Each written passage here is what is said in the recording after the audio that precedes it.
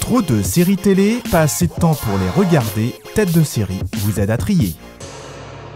The American people don't know what's best for them. Lancée le 30 mai, la 5e saison de House of Cards sera la première de l'ère Trump. Quand le cauchemar devient réalité, la fiction peut-elle rester dans la course ? Réponse de nos 4 critiques qui ont vu les nouveaux épisodes de la série Netflix. It's terrifying, isn't it? Que peut-on encore vouloir quand on est au sommet ? Comptez sur l'appétit de pouvoir du couple Underwood pour relancer le désir. On retrouve tout à fait l'identité de la série, avec donc Frank et Claire Underwood au sommet, mais de plus en plus menacés. Et la série va questionner jusqu'où les Underwood peuvent aller pour rester dans le bureau ovale. S'il y a bien quelque chose que Claire et Francis Underwood veulent nous montrer avec cette saison, c'est justement qu'il n'y a pas de sommet.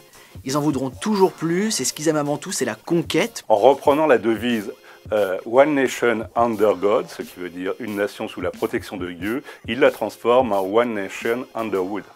One nation. Underwood.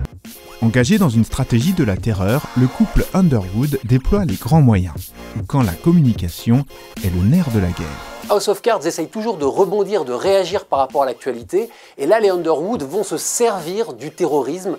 Toujours à la quête d'une réélection, le président Underwood déploie une stratégie de la terre brûlée. Le couple Underwood est passé maître dans l'art de la manipulation, mais là on atteint d'autres sphères, c'est-à-dire qu'il n'est plus question de manipuler quelques membres du Congrès, mais des pans entiers de la population, pour son propre bien, de toute évidence. Ce qui est le plus réussi, c'est l'analyse de la communication politique, la façon dont le pouvoir distille l'information, organise le climat de la terreur et joue sur l'immaturité des citoyens, sur leur besoin d'être rassurés absolument. Lucky for them. They have me. La série a été rattrapée par la réalité.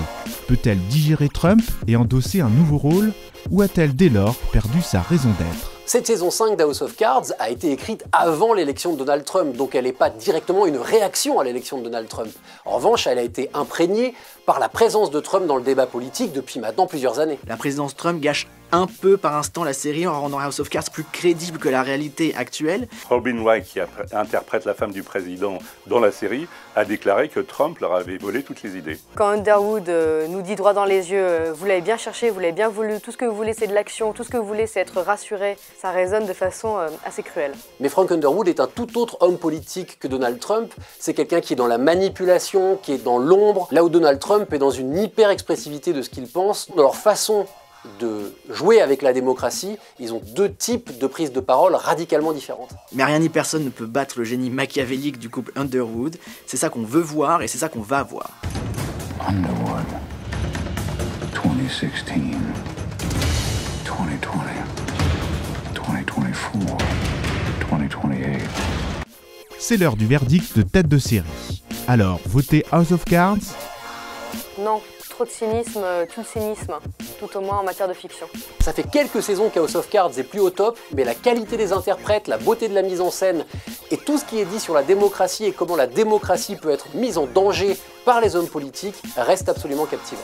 Le début de la saison est très chaotique, on ne voit pas toujours très clair, mais on rencontre de nouveaux personnages très intéressants, le dénouement est très croustillant et ouvre de perspectives particulièrement alléchantes, donc c'est un grand oui.